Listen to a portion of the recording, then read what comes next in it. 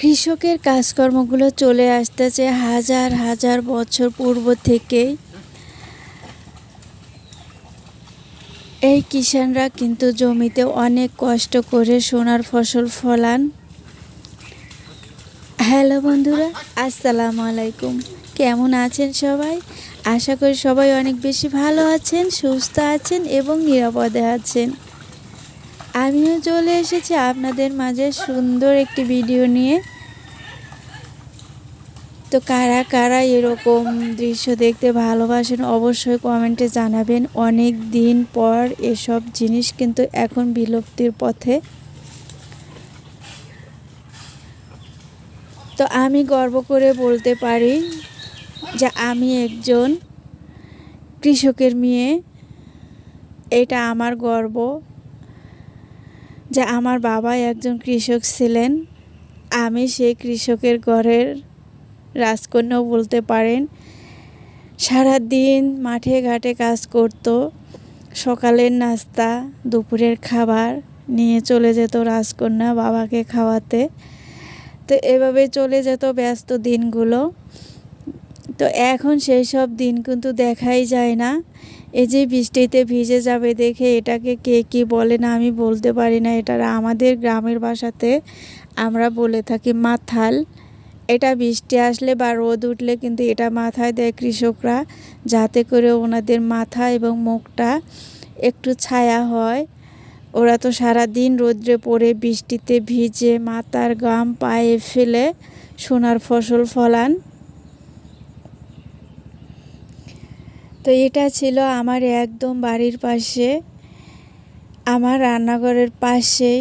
তো একটু আমি শ্যুট করে নিয়েছি। এটা আমার সম্পর্কে মামা হয়। তো মামাকে বলছিলাম যে মামা আমি কিন্তু আপনাকে ভিডিও করছি। মামা বলতেছে তো আমাকে তো ভিডিও করলে সকালেই আমি ভাইরাল হয়ে যাব। তো এটা নিয়ে অনেক হাসাহাসি করছিলাম। আমি রান্না করতে চলে এসেছি আর মাঝে মাঝে আমি মামার ভিডিওটাও করে নিয়েছি, যেহেতু আমার রান্নাঘরের সাথেই। আমি ভাতটা বসিয়ে দিয়েছি। ভাত বসিয়ে দিয়ে পেঁয়াজ রসুনগুলো ছুলে নিব। আজকে আমি মুরগির মাংস একটু রান্না করব, একদম ভুনো ভুনো। আর ছিল আলু কাঁকরোল ভাজি। তো যেহেতু ভিডিওটা একদম ছোট একটি ভিডিও দেই আমি, লং হয়ে যাবে দেখে আপনাদের মাঝে শেয়ার করতে পারিনি। একদম হালকা পাতলাভাবে শেয়ার করেছি একটু একটু করে। তা আমার এই ছোট ভিডিও আমি অনেক কষ্ট করে ভিডিও করি, দেখা গেছে তারপরেও আপনারা আমাকে একটা লাইক দেন না।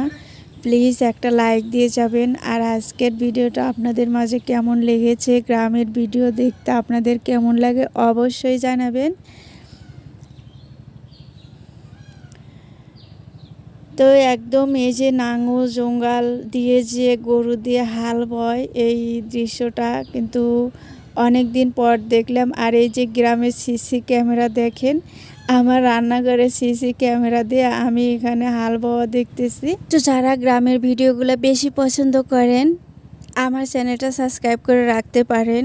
এবং আমি নিত্যদিনে যে কাজকর্মগুলো করে থাকি যদি ভালো লাগে ছোট্ট একটা কমেন্ট করে জানাতে পারেন।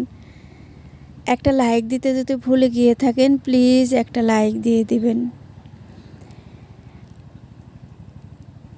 আর আমার এই রান্নাবান্না যদি গ্রামের ভিডিওটা যদি আপনাদের কাছে বেশি ভালো লেগে থাকে সাবস্ক্রাইব করে আমার পাশে থেকে যেতে পারেন।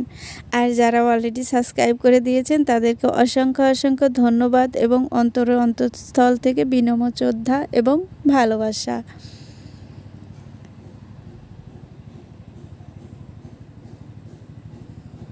তো এখানে এই যে মুরগির মাংসটা রান্না করেছি একদম ভিন্নভাবে, হয়তো বলতে পারেন এর ভিতরে আমি মরিচ, শুকনো মরিচ আস্ত দিয়েছি, পেঁয়াজ রসুন কেটে দিয়েছি, আদাও ছেঁচে দিয়েছি।